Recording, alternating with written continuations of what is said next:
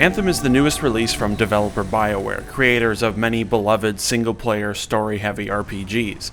It's their first foray into the still relatively new and very popular co-op, loot-driven shooter market. It's an undeniable swerve in direction for the studio, but I think giving a developer the benefit of the doubt in trying new things is always best. I was quite on board with Anthem leading up to its release. I like a big, story-driven game, which Anthem was promising to be, and I like a big, comfy, loot-driven game, which Anthem was promising to be. To put it bluntly, Anthem is a mess. None of the core pillars are without flaw, be it gameplay, visuals, system design, story, and overall polish. There is good here, and I promise this won't just be 20 minutes of me saying bad things, but I cannot think of a single aspect of the game that doesn't have major caveats. Gameplay in these types of games is always most important. For me, it's impossible to spend dozens of hours with a game like this repeating content if the gameplay isn't solid. In Anthem's case, the gameplay is good. I don't think it's exceptional, but it's okay. The gunplay is fine at best. It lacks the crisp, endlessly satisfying magic of something like Destiny. The powers, though, are where Anthem is at its best. The 4 different javelins all have different focuses, be it the brutish nature of Colossus, or the more magic focus of Storm. Anthem gives you a rather substantial range of powers to use, things like ice shards, flamethrowers, lightning strikes, acid bombs. The list is fairly extensive. What surprised me was that after about 5 hours, I found myself hardly ever shooting my guns. The range of powers and combos that it can trigger when playing off of teammates' powers is great. There can be fantastic, devastating synergy that can come from a team of 4 using their powers together, and it makes the gunplay feel rather arbitrary, for better and for worse. However, combat legibility in Anthem is very poor. I've never seen a game overuse particles and effects more than Anthem. Every single power that players use trigger a huge number of visual effects, and the visual noise is often so overwhelming that I regularly found myself being genuinely unable to tell what was happening. Maybe that makes me sound like an old man, I don't know, but it never stopped being a problem for me. There's also the combo system, which is, I think, the most important and unique aspect of Anthem's gameplay design. To put it simply, one power, like Ice, can prime an enemy for comboing, and another power, like Lightning, can detonate that combo and cause massive damage. There are a rather wide variety of combos that can be triggered, and when a team of players has appropriate powers that all play off of each other and combo constantly, the gameplay can be quite satisfying. Unfortunately, Anthem does not explain the combo system to you. The most important and unique aspect of Anthem's gameplay is simply not explained unless you dig deep into their tutorial menus, and even then, the explanation given still isn't clear enough. I spent the first many hours of the campaign waiting for some forced tutorial that would make clear how combos work, and it never came. Even after all my time with it, over 20 hours now, I'm still unsure of what abilities can combo with other abilities. I've figured some out through playing, of course, but that is not enough. And most players I encountered in my time seem to simply not understand or even know about the combo system, as they would just spam powers willy-nilly. The game needs an unskippable, concise tutorial on how this system works. There's also the flying, another rather unique gameplay system. You wear a javelin suit equipped with jetpack and rocket boots and can fly high and low or hover in place during combat and exploration. All the animation and effects and the feel of flying are genuinely fantastic. It's probably my single favorite thing in Anthem.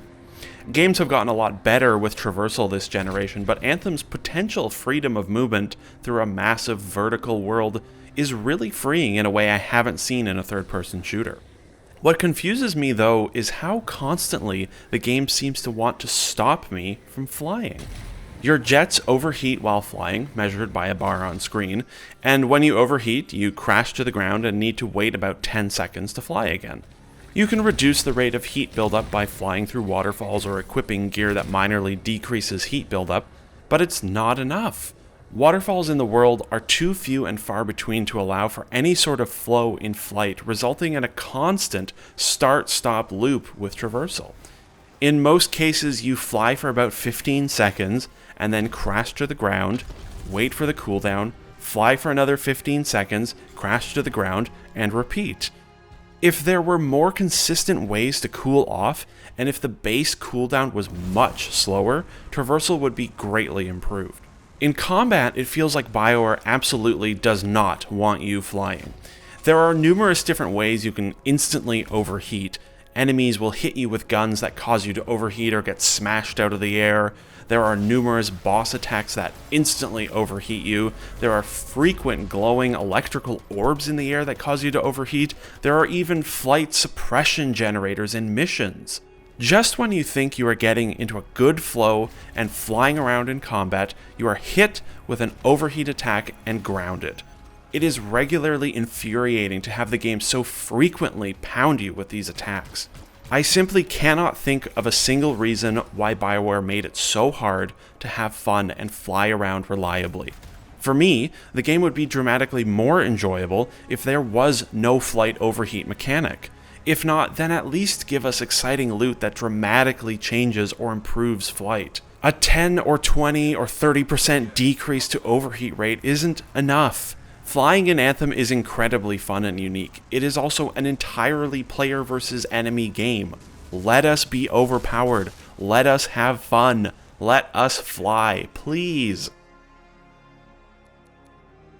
Now, a loot game without loot wouldn't be much of a loot game at all, would it? Loot is really one of the most important aspects of one of these games, and it's sad to say that Anthem's loot is underwhelming. There are a decent number of gun archetypes, auto rifles, snipers, shotguns, pistols, etc. But in my experience, the individual types of guns all feel exactly like each other. The first marksman rifle I used and the legendary one I have now handle the same, they have the same sound effects, they look more or less the same, and they feel about as powerful as each other. Gun model variation is also poor, with there really only being 1 or 2 models for each gun type, and then only very small visual differences occurring as the guns become higher tier drops. Where things improve are the powers, which have a much more extensive variety, especially between classes, and all the loot, including guns as it gets better, sees more stat bonuses and synergies. So the highest tier loot comes with a rather extensive list of bonuses that can make for some very powerful combinations, and in that regard the loot is somewhat appealing. Some of the later builds that will be created, especially with more time, will be incredibly powerful, and I look forward to completing one of these higher tier builds further down the road. But these interesting drops will only come very late in your time with the game.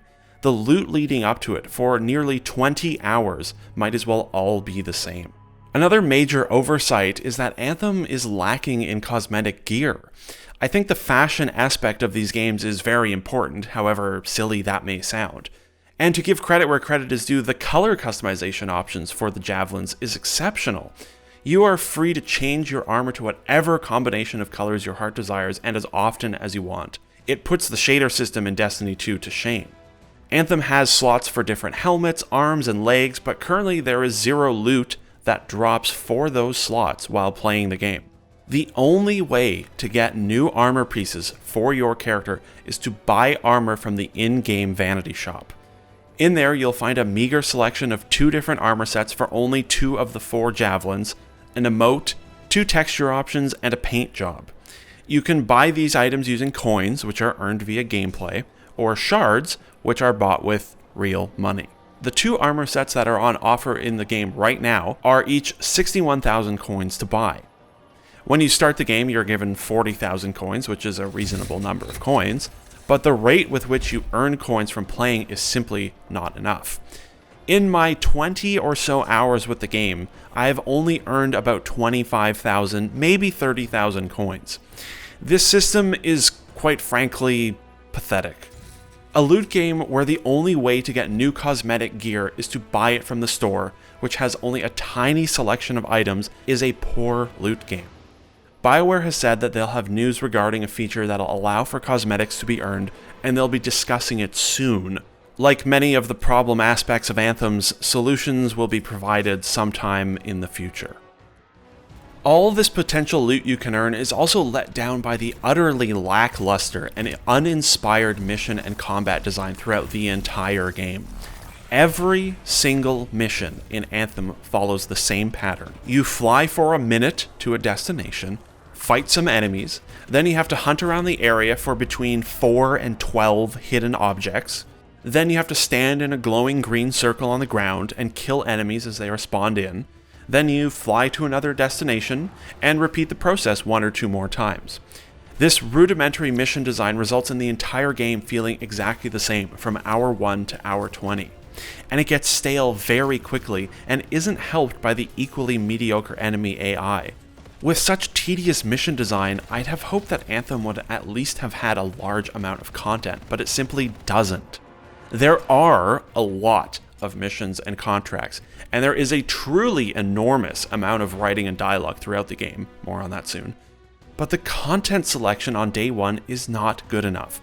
The large number of missions all immediately blur together and become meaningless because they have the same design and often take place in the same environments, or in environments that are alarmingly reminiscent of other areas.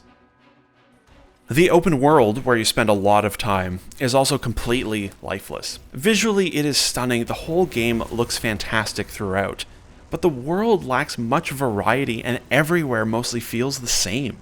It's jungles and rocks and ruins and waterfalls. The open world also has a maximum of only 4 players in it. So every time you might encounter a world event, you are most likely going to be doing it completely alone, because the other 3 players are scattered across the very large map doing their own thing. Then there are strongholds, what Anthem is currently billing as their biggest and most challenging pieces of content. There are only 3 of them in the game right now. One of these 3 strongholds is literally the final mission of the game again, without the cutscenes. These missions are long, sure, but they too follow the same design structure of find a bunch of things, then stand in a circle, and at the end you do a boss fight. The 2 actually unique strongholds are fun enough to play through a few times, but I already am tired of seeing them. If there were 8 or 10 unique strongholds in the game on day 1, I'd be much happier. Anthem's content is also padded out by 2 different main quests that require you to grind out side content. Patches have already been applied to make this grind easier, but when I played it, this patch didn't exist, and at one point I had to grind side content for over 3 hours just to unlock the next story mission. I should probably talk about story too, it is a BioWare game after all. Anthem's story, to be perfectly honest, is just boring. Mass Effect Andromeda was the first BioWare game I'd played that had serious writing flaws. Mass Effect 3 undoubtedly had issues, but Andromeda was flawed to the core, and I think Anthem is that way too. It's primarily the style of dialogue writing that puts me off the most. The characters of Anthem talk way too much without ever saying anything at all while maintaining this aggravating, happy-go-lucky attitude the entire time. How do you quantify fuzzy? You don't quantify fuzzy? You don't measure it, you don't count it, it's nothing like that. It's a feeling. The world is poorly introduced, with every character, including the player character, using a seemingly endless stream of hard-to-follow lingo. The anthem of creation, the heart of rage, the monitor, the cenotaph, ciphers, freelancers. It goes on and on. It certainly helps that the game includes an extensive collection of lore entries, but it's too much to keep up with considering how generic the plot is. There's a big, dumb-looking bad guy, and he wants to get a magical device that'll let him take over the world. It's exceedingly trite. There are numerous different factions, both enemy and friendly, that are never introduced or explained unless you read the lore entries. Most of the nitty-gritty of the plot is incomprehensible without reading the never-ending stream of lore entries you're getting. It's a very unfriendly story to get into, and if you do get into it, you are still stuck with a very well-worn plot, uninspired characters, and predictable twists and turns. There will absolutely be people out there who get into and enjoy the world, characters, and stories of Anthem, and that's great. I am just not one of them. Nothing here is exceptionally poor, it's just boring. All the voice acting is totally fine, the facial animations are a colossal step up for BioWare, especially coming off of Mass Effect Andromeda. Can I ask what happened? Gone are the bizarre line reads and tired faces of Andromeda. There's even some impressively fast-read, snappy dialogue in cutscenes at times, which is to be commended because it's something games have always struggled with. I just fundamentally do not like this style of writing BioWare has employed for their last 2 games. You didn't want to hear about my baby Korax. That hurt my feelings. The story is part of it, but for me the bigger, more important aspect of Anthem is the co-op loot shooter side. If Anthem was a strictly single-player experience, more in line with BioWare games of old, it would be fairly mediocre but inoffensive. The reality, though, is that Anthem is a shared world, co-op focused loot shooter. With that shift in genre brings new complications to storytelling. The game insists that playing with friends is best, but then lays down a genuinely staggering amount of voice acting and writing. Should I tell the people I'm playing with to shut up while we all spend 10 minutes before and after every single mission listening to dialogue? And in mission, there is near constant talking. Should we be quiet then, too? Storytelling in this genre of games doesn't have a great track record thus far, and it is an undeniably difficult genre to tell stories in. Anthem's approach just seems ill-conceived. There is a traditional single-player game's worth of writing and dialogue here, but they want me to play the game with other people, and if I do that, I'm going to talk to them instead of listening to all the dialogue BioWare wrote. I don't even know why they're trying to make stories in these fucking games, dude. No, I can walk you through it from here. Finally, the elephant in the room, I think, is the loading times and polish aspects of Anthem. Anthem really lacks any sense of flow. You must constantly wander slowly around Fort Tarsus to pick up quests, and nearly everything is segregated by loading screens. I'm playing on a good PC with the game installed to an SSD, and loading times are still borderline unacceptable. I cannot even imagine what load times are like on consoles. To load into the world takes almost 90 seconds every single time. You also have to load to get into all of the dungeons or smaller areas inside the world or in missions. And worst of all, you have to load to get into your inventory screen. For some reason, Anthem doesn't let you access your gear while you are playing. Why a loot game doesn't let you manage loot on the fly is absolutely beyond me. And it kills any potential spur-of-the-moment gear changes to better synergize with teammates and situations. It is an utterly baffling design choice and needs to change. My time with Anthem was also rather buggy, but I don't want to harp on it too much. There's a very extensive patch hitting on February 22nd, and bugs and glitches are always fast to get patched out after launch. But I paid money to play the game, EA released it in this state, and they impacted my time with the game. So let me just rattle off a few quickly to give you an idea. Audio cutting out completely, gunshots playing while reloading, stuck at 95% loading, the camera being placed inside my character's head for a cutscene, getting stuck in a zoomed-in sniper rifle view regularly, if you are knocked when a boss dies, you receive no loot, enemies popping into and out of existence, ultimate abilities saying they're charged when they're not, and plenty mission-breaking progression bugs such as doors not opening, enemies infinitely respawning, collectibles not spawning, end triggers failing. Again, I am confident, or maybe hopeful, most of these will be sorted out quickly, but it's more evidence of a game that was not ready to launch. That doesn't even cover other basic design oversights like low-level players can be matched into any mission in the game, including super late-game missions, even the final mission of the game. Or how the overheat meter gets obscured by the return to mission warning, a warning that pops up when you are approximately 1 foot behind the frontmost player. Or how if you join a mission in progress, it spawns you outside of the mission zone, so you then must load again immediately after loading into the mission. Then there's the lack of feedback when you're getting damaged, the hard to spot indicator that a teammate has been knocked, or that you cannot do a single thing when you are knocked, not even open the escape menu.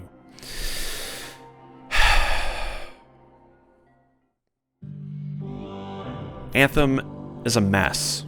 It's a frustrating mess. It's frustrating because I had fun from time to time, and there are genuinely good ideas and potential in the game. And I can see them nurturing Anthem into something good and solid and consistently enjoyable. There are already content roadmaps, and BioWare is very active in communicating with the community, which is great to see. Hopefully EA lets BioWare continue to support the game. It wouldn't be the first time though that they've pulled support on a recently released BioWare product.